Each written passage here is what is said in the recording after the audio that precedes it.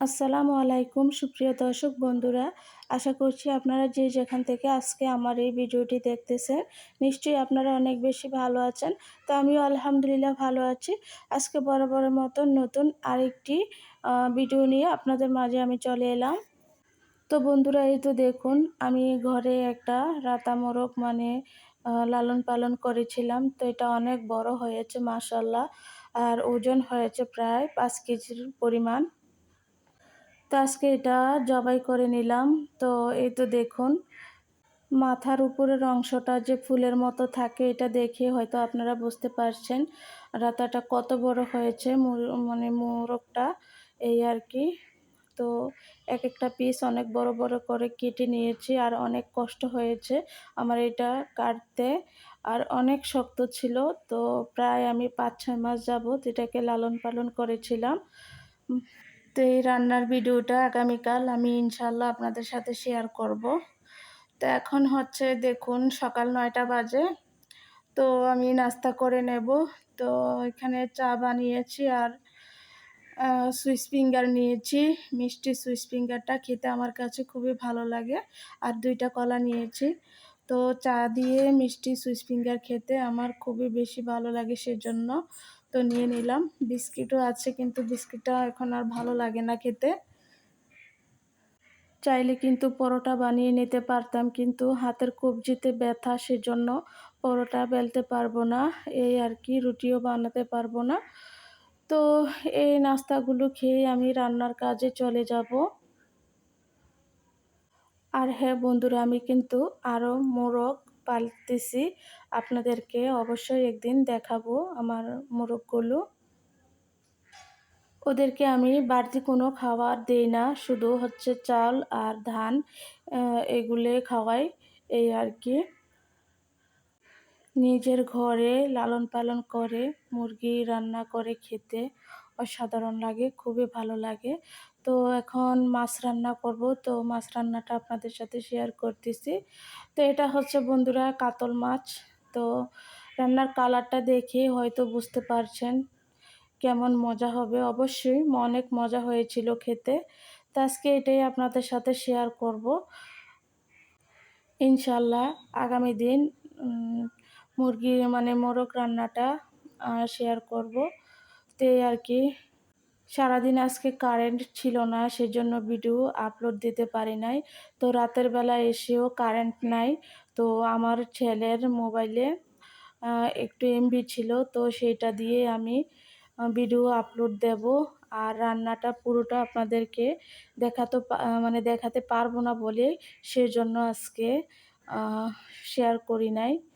আর মোরগ রান্নাটা long time হয়ে গেছে ভিডিওটা, এই আর কি। এখানে দেখুন আমি কয়েক পিস মাছ নিয়েছি, সাথে একটু মাছের তেলও নিয়েছি।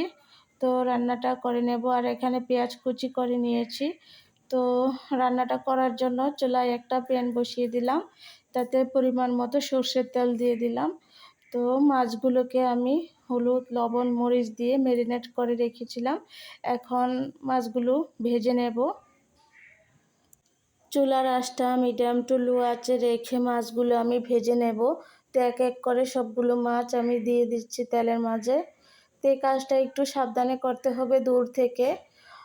আর কাতল মাছ কিন্তু অনেক ফুটে, তেল থেকে ফুটে কিন্তু উপরে এসে পড়ে, কিন্তু অনেক সাবধানতা অবলম্বন করে মাছটা ভেজে নিতে হবে, এই আর কি।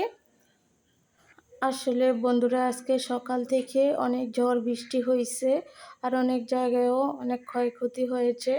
রাস্তাঘাটে গাছপালা ভেঙে পড়ে আছে সব কিছু, কারেন্টের তারের উপরে, সেজন্য কারেন্ট নাই। তো মোবাইলে চার্জও নাই, তো এই আর কি। তো চার্জ না থাকলে তো কারেন্ট গেলে তো সাথে ওয়াইফাইও চলে যায়, নেট চলে যায়, সেই জন্য কারো ভিডিও কিন্তু দেখতে পারছি না আমি আজকে। অবশ্যই যদি কারেন্ট আসে আমি সবার ভিডিও দেখে দেব। আপনারাও প্লিজ আমার ভিডিওটি ফুল ওয়াচ করবেন। দেখতে দেখতে কোনো না কোনো জায়গায় যদি ভালো লেগে যায় অবশ্যই একটা লাইক দিয়ে দিবেন, কারণ আপনাদের একটি মূল্যবান লাইকই কিন্তু আমার ভিডিওটা অন্যজনের কাছে পৌঁছে দিতে সাহায্য করবে। মাছগুলো কিন্তু এক পাশ ভাজা হয়ে গেছে, এখন আমি আরেক পাশ করে দিয়েছি। তো মোটামুটি সবগুলো মাছ ভাজা হয়ে গেছে। মাছগুলো আমি তেল থেকে উঠিয়ে নিলাম। যে অবশিষ্ট তেলটা ছিল সেই তেলের মাঝে আমি পেঁয়াজ কুচি দিয়ে দিলাম।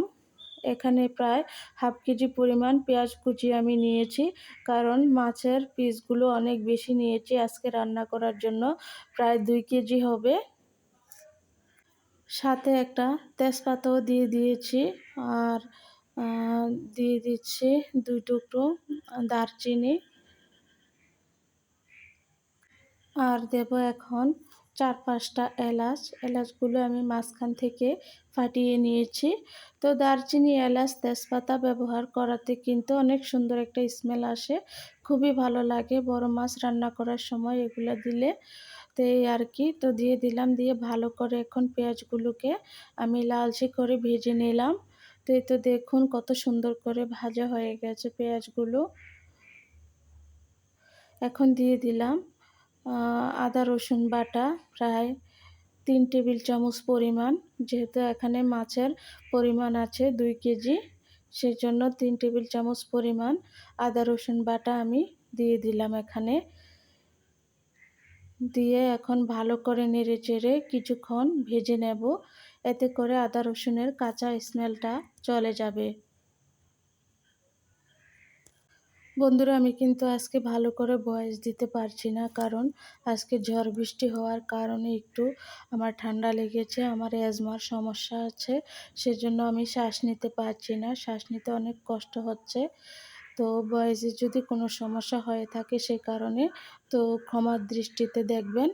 তো এখন দিয়ে দিলাম ১.৫ টেবিল চামচ পরিমাণ হলুদের গুঁড়া, ১ টেবিল চামচ পরিমাণ মরিচের গুঁড়া। দেখতে দেখতে আদা রসুন কিন্তু কষানো হয়ে গেছে। তো স্বাদ মতো লবণ দিয়ে দিলাম। লবণটা আপনাদের স্বাদ অনুযায়ী ব্যবহার করবেন। তো এখন ভালো করে নেড়েচেড়ে মশলাটাকে আমি কষিয়ে নেব। তো দিয়ে দিলাম তার মাঝে জিরা ধনিয়ার গুঁড়া, এতে করে সুন্দর ফ্লেভার আসবে। তো দিয়ে ভালো করে নেড়েচেড়ে আমি মশলাটাকে কষিয়ে নিচ্ছি। আজকের ভিডিওটি যে যেখানে কাছে দূরে দেশে বিদেশ থেকে দেখে থাকছেন, প্লিজ সম্পূর্ণ ভিডিওটি কন্টিনিউ করার অনুরোধ রইল। চাইলে আমাকে বন্ধু করে রাখতে পারেন। এতে করে আমি নতুন ভিডিও ছাড়া মাত্রই আপনাদের কাছে নোটিফিকেশন চলে যাবে। অবশ্যই যারা আমাকে নতুন বন্ধু করবেন, আমার কমিউনিটিতে একটা লেটার রেখে যাবেন। ২৪ ঘন্টা পর আমি ব্যাক দিয়ে দেব। তো বন্ধুরা, মশলা কষানো হয়ে গেছে, ঝোলের পানিও অ্যাড করে দিয়েছি, বলক আসতে শুরু করেছে। এই পর্যায়ে আমি ভেজে রাখা মাছগুলো এক এক করে ঝোলের পানির মাঝে দিয়ে দেব।